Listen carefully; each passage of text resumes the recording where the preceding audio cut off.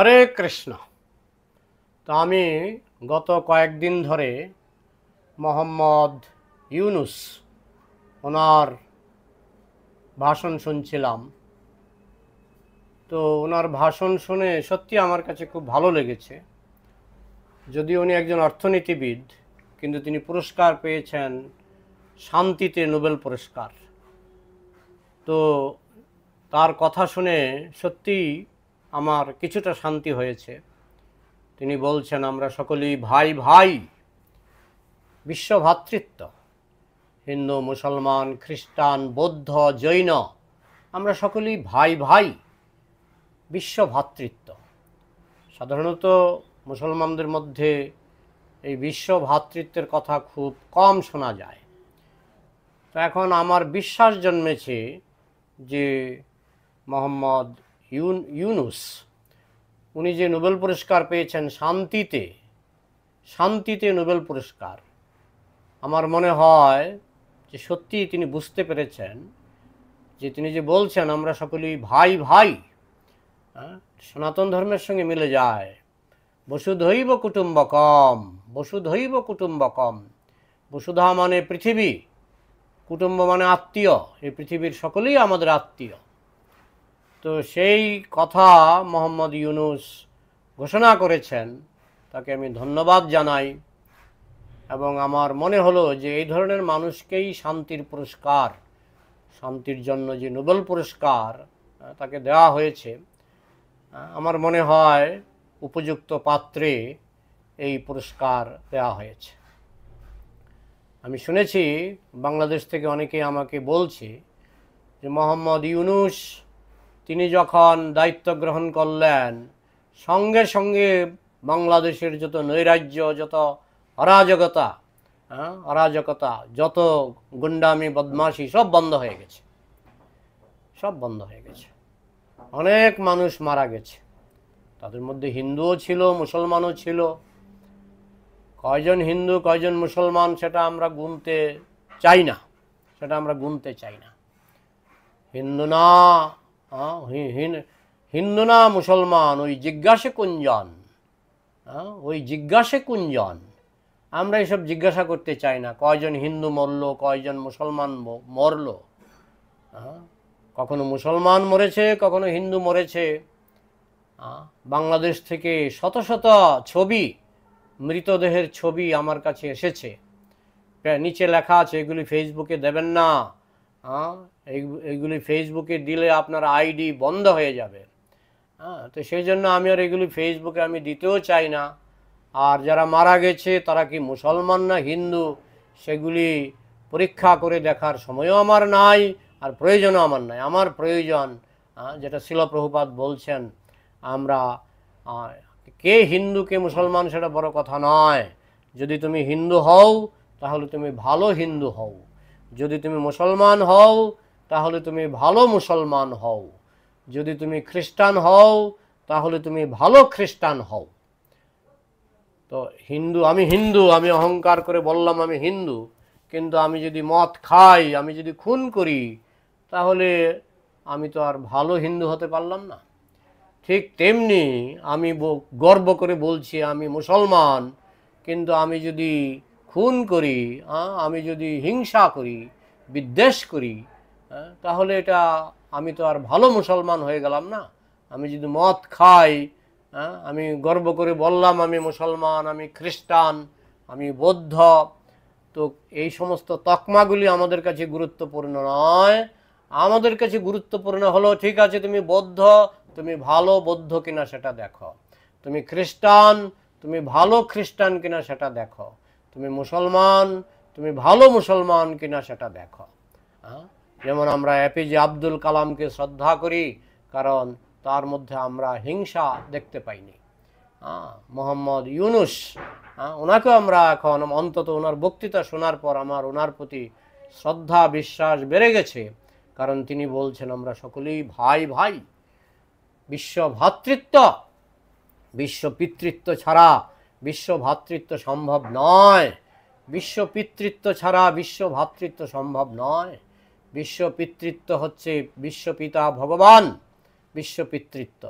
আর বিশ্ব ভ্রাতৃত্ব, হিন্দু মুসলমান খ্রিস্টান বৌদ্ধ জৈন সকলেই আমরা ভাই ভাই, এটা হচ্ছে বিশ্ব ভ্রাতৃত্ব। তাহলে এই যে বিশ্ব ভ্রাতৃত্বের বাণী মোহাম্মদ ইউনূসের মুখ থেকে শুনলাম, আমার খুব ভালো লেগেছে। এবং আমি সকলকেই বলবো, কি হিন্দু কি মুসলমান, আপনারা সকলেই শান্তির পথে এগিয়ে আসুন। এবং যত আপনারা শান্তির পথে এগিয়ে আসবেন, আমরা বলবো তত আপনারা ভালো হিন্দু, ভালো মুসলমান, ভালো খ্রিস্টান, ভালো বৌদ্ধ। আর যদি অশান্তির পথে এগিয়ে যান, তাহলে আমরা বলবো দুষ্ট হিন্দু, দুষ্ট মুসলমান, দুষ্ট খ্রিস্টান, দুষ্ট বৌদ্ধ। প্রত্যেক ধর্মেই দুষ্ট লোক এবং ভালো লোক আছে। ধর্মের তকমাটা বড় নয়। হিন্দু না ওরা মুসলিম, ওই জিজ্ঞাসে কোনজন? হিন্দু না মুসলমান, এই কথা জিজ্ঞাসা করার আগে জিজ্ঞাসা করুন এরা ভালো মানুষ না খারাপ মানুষ। তো আমি আজকে কয়েকটা ভিডিও দেখাবো। তো যে ভিডিওগুলিতে কিছু শান্তিপ্রিয় মুসলমান এবং একটা ভিডিও দেখাবো অশান্তিপ্রিয়, যে মুসলমান হোক হিন্দু হোক। আজকাল ইন্টারনেটের যুগ। মুসলমানরা অনেকে বলে যে একজন হিন্দু মারা গেছে আর হাজার হাজার মুসলমান মারা গেছে। আবার কিছু হিন্দু বলে একজন মুসলমান মারা গেছে, হাজার হাজার হিন্দু মারা গেছে।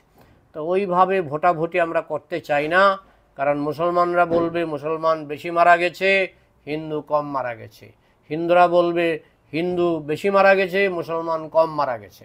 তাই হিন্দু না ওরা মুসলিম, ওই জিজ্ঞাসে কোনজন, ওই কথা জিজ্ঞাসা করার আমাদের দরকার নেই।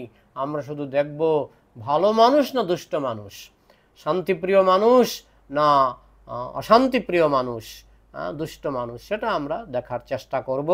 তো আমি পরপর কয়েকটা ভিডিও দেখাবো এবং একটা ভিডিও আমি দেখাবো একজন বিদেশি সন্ন্যাসী। উনি লন্ডনের সন্ন্যাসী। উনিও এই বাংলাদেশের যে এই সমস্ত নৈরাজ্য সেটা তিনি দেখেছেন এবং দেখে তিনিও কিছু মন্তব্য করেছেন।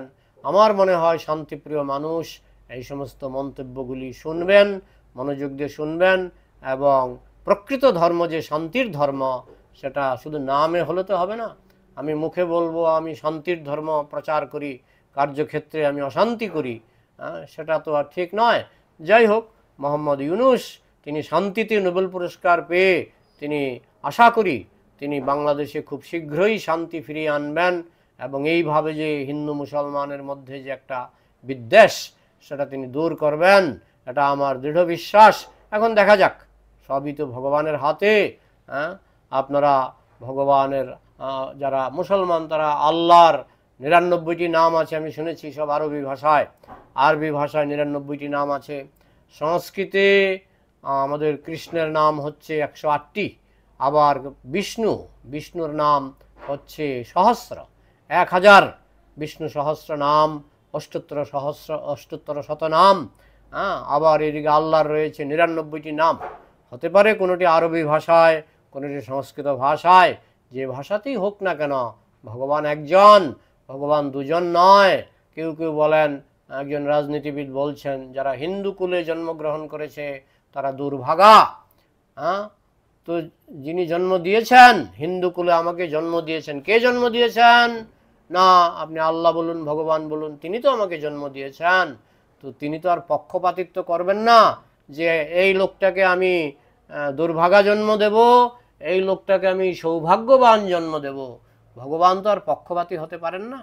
তো যাই হোক, হিন্দু হোক মুসলমান হোক, একই ভগবানের সন্তান, একই ভগবান থেকে আমরা এসেছি। খ্রিস্টানরা বলে আমরা ভগবানের সন্তান, মুসলমানরা বলে আমরা ভগবানের দূত। যেভাবেই বলুক, আমরা একই ভগবান থেকে এসেছি। সুতরাং কে দুর্ভাগা কে সৌভাগ্যবান, এখন ভগবান নিজেই যদি, আল্লাহ যদি নিজেই বলে যে তোমাকে আমি দুর্ভাগা জন্ম দেব, তার জন্য তো হিন্দুরা দায়ী নয় বা মুসলমানরা দায়ী নয়। তার জন্য আমরা বলি আমাদের কর্ম দায়ী। কর্ম ভালো হলে সৌভাগ্যবান জন্ম হবে, কর্ম খারাপ হলে দুর্ভাগা জন্ম হবে। কোনটা যে দুর্ভাগা কোনটা যে সৌভাগ্যবান সেটা তো ভগবান জানবেন, আর ভগবান কেনই বা পক্ষপাতিত্ব করবেন। তো যাই হোক, এইগুলি হচ্ছে ওই যারা বিষাক্ত মানুষ, তারা এই ধরনের কথাবার্তা বলে। বিষাক্ত মানুষের কথাবার্তা আলাদা, আর শান্তিপ্রিয় মানুষের কথাবার্তা আলাদা। তো আমরা আজকে দুই একজন শান্তিপ্রিয় মানুষের কথাবার্তা আমরা শুনবো।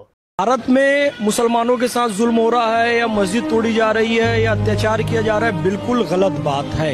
मैं पूरा देश 15,000 किलोमीटर पैदल चला हूँ। पूरा हिंदुस्तान, लेह से कन्याकुमारी, कन्याकुमारी से वैष्णो देवी तक 15,000 किलोमीटर 30 महीना पैदल चला।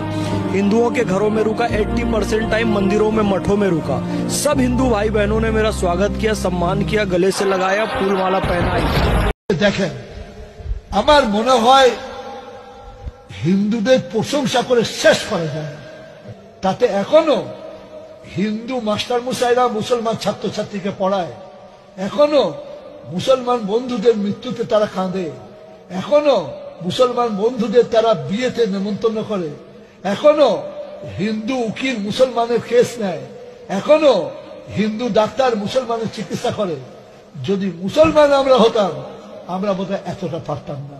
যে মুসলমানরা মন্দির ভেঙেছে, মুসলমানরা এক হাতে তলোয়ার এক হাতে কোরআন নিয়ে হিন্দুদের কেটেছে, তাতে মুসলমানকে ভালোবাসা যায় না। তবুও ভারতবর্ষে হিন্দুরা যা করছেন অতুলনীয়, তুলনা করা যায় না। মনে রাখবেন, ভারতবর্ষে হিন্দুরা যে এত সহিষ্ণু, এত তাদের ধৈর্য, এটা আমি চিন্তা করে গভীরভাবে অভিভূত হই।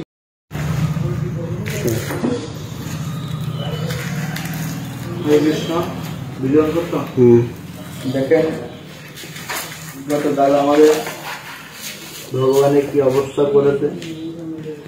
এত আগুনের মধ্যে ভগবান তার নিজেকে নিজে সুরক্ষা রেখেছে। কিছুটা হয়তো আগুনে পুড়ে গেছে, কিন্তু তার সেবা করার মতো সে সুযোগ করে রেখেছে আমাদের জন্য। সমস্ত দেশবাসীর কাছে প্রার্থনা করি এই অগ্নিকাণ্ডের বিচার যেন হয়, যারা এই অগ্নিকাণ্ড করেছে তাদের কোনো বিচার হোক, সেটা আমরা প্রার্থনা করি। সমস্ত হিন্দুরা আপনার এখন না হলে আমাদের এভাবে সবগুলো মন্দির, বাসা, বাড়ি কোনোটি ঠিক থাকবে না। কি চলছে ধর্ম নামে? চৈতন্য মহাপ্রভুর শিক্ষা আছে যে আসল ধর্ম হচ্ছে প্রেম ধর্ম। প্রেমের অভাবে হিংসা হয়। যাদের হৃদয় মধ্যে প্রেম নাই, তাদের সেই রকম দুষ্কর্ম হবে। নির্মম হত্যা করা বড় দুঃখের ব্যাপার। কি করতে হবে? প্রকৃতপক্ষে আমরা যদি সেই রকম অধর্ম, ধর্ম নামে অধর্ম, যদি আমরা সেই সকল সমাপ্ত করতে চাই, তাহলে আমাদের সমাজে বড় বড় লোক, বড় বড় নেতা, বড় বড় মনীষীগণ, অধ্যাপক, ধর্ম নেতারা একসঙ্গে সমালোচনা করতে হবে। ধর্ম কি, কিভাবে আমরা সমাজের মধ্যে আসল ধার্মিক ভাব স্থাপন করতে পারি, যাতে সেই রকম অত্যাচার আরো হবে না। ওই সকল জীব ভগবানের অংশ আছে, সেই জন্য কাউকে কোন রকম হিংসা দেওয়া উচিত না। প্রেমের অভাবে হিংসা করা হয়। যেখানে হিংসা হয় সেখানে আসল ধর্ম হতে পারে না। সমাজের মধ্যে কিছু হিংসা করার দরকার আছে, কারণ কিছু লোক অত দুষ্ট আছে যে তাদের নিয়ন্ত্রণ না করলে তারা দুষ্কর্ম করে। আর সেই রকম বদমাশ সমাজের মধ্যে আছে, তো তাদের দমন করার জন্য পুলিশের দরকার আছে। কিন্তু বিনা কারণে নির্মম হত্যা করা কখনো ধর্ম